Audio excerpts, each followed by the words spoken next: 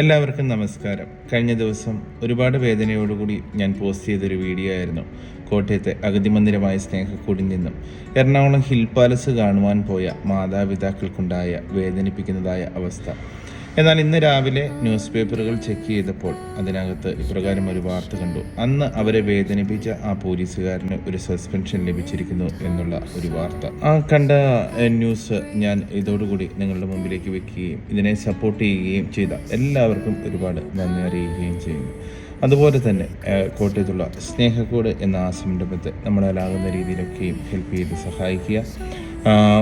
ഒരുപാട് മാതാപിതാക്കളെ ചേർത്ത് പിടിക്കുന്ന ഒരു നല്ലൊരു സംഘടനയാണ്. അത് കാരണം നമ്മളാലാകുന്ന രീതിയിലൊക്കെ അവരെ ഒരു കൈത്താങ്ങ് കൊടുക്കുവാൻ സാധിക്കുമെങ്കിൽ അത് വളരെ നല്ലതായിരിക്കുമെന്ന് തോന്നുന്നു. എനിവേ, എല്ലാവർക്കും ഒരു ശുഭദിനം നേർന്നുകൊണ്ട് ഞാൻ എൻ്റെ വാക്കുകൾ ചുരുക്കുന്നു. നന്ദി, നമസ്കാരം. നിങ്ങളുടെ സ്വന്തം കോട്ടയം കാരൻ.